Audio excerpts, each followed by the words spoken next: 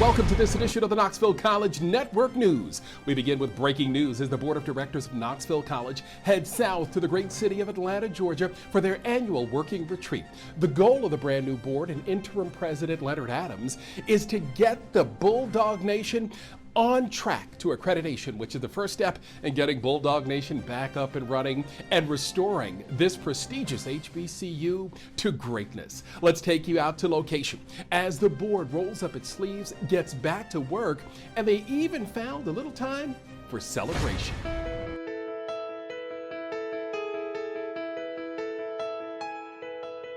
Our mission for this weekend is truly to get together and listen to the strategic plan of the president of Knoxville College and ensure that we are providing the necessary support as the Board of Trustees. We hope this weekend to benefit in ways that our Board of Trustees can learn and grow and work better together. I think it's important that we get together and look in each other's eyes and see that passion. At this time, we have identified a few short-term projects. What is the strategic plan and how do we support the interim president in his mission? So as an interim president, and a newly appointed interim president in January, he brings with him a number of great skills. People could come to Knoxville College and engage us on different levels. I've heard the universe, I heard God say, you got to take a look at this. When the appointment came as a question to me, would you take this appointment? I said to myself, I'm not a seat warmer, right? I don't go and I don't warm anybody's seat for the next person to come and take it. If I'm going to go, I'm going to go and I'm going to do my best. You talked about 150%. That's what I do. My record shows as an entrepreneur and now a social entrepreneur.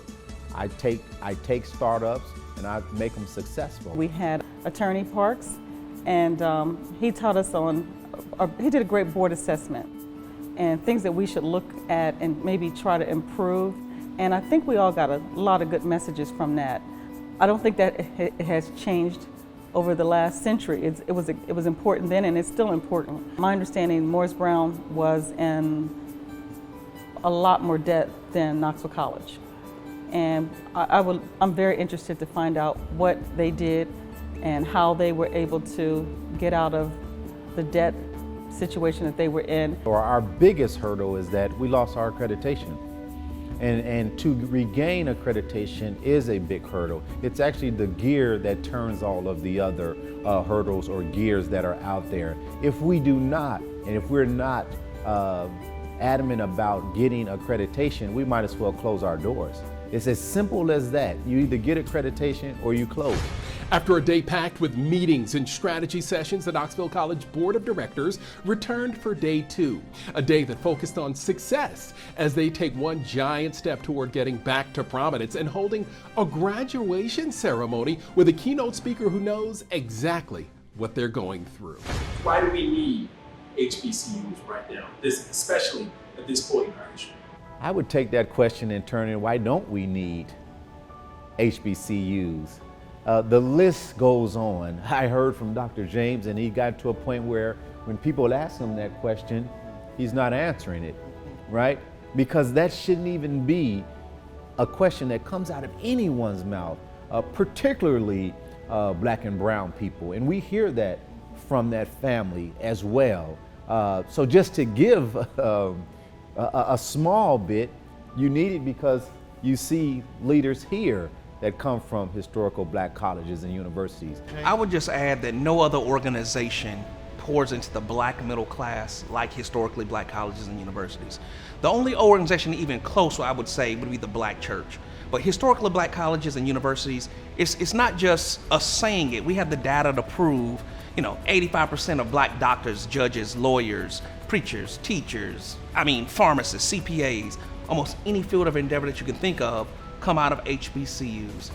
Stop asking the question why. We're here.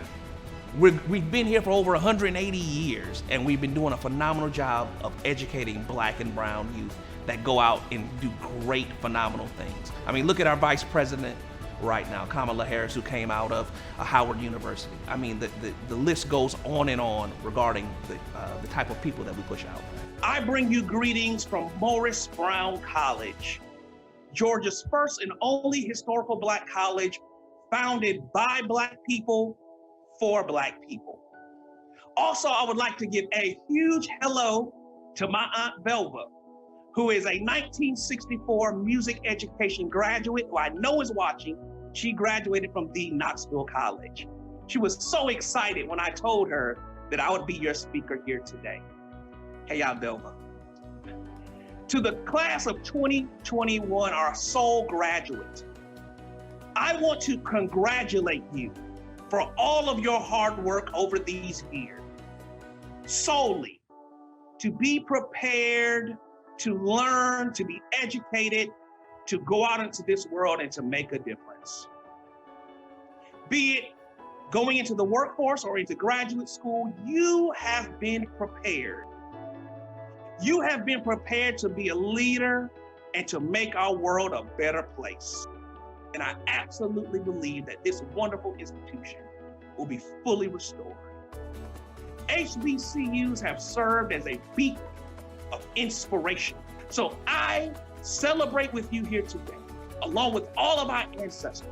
Open your eyes and see what HBCUs have done for this country, for the Black middle class, and for the fabric of America. Don't give up on Knoxville College. Now that I'm older and I see my school is struggling, I realize how important that is to give back. And you got to open up your wallets. You got to give some time to your school.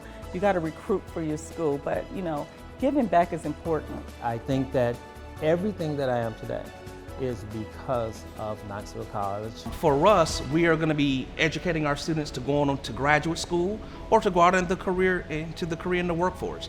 And so for us, success looks like phenomenal students who gain a phenomenal education, who can go out and compete and lead. It is all about the students. And to add to that, which I believe the students give us this, is that Black colleges, particularly in cities and states that are nestled in a predominantly white environment, is the Black culture for that particular city. Unique to our situation, unlike in Atlanta, Morris Brown is nestled in a Black fabric already. In Knoxville College is in a predominantly white city. So we are looking to educate, empower, and elevate the Black experience in Knoxville, Tennessee. But we only can do that through successful students. And that's going to wrap it up from the great city of Atlanta for the Knoxville College Board Retreat. For more information on the latest happenings at Knoxville College and how to apply, just log on to knoxvillecollege.edu. Hey, thanks for tuning in to this edition of the Knoxville College News Network. I'm Mark Hayes, signing off in Atlanta. And oh, go Bulldogs!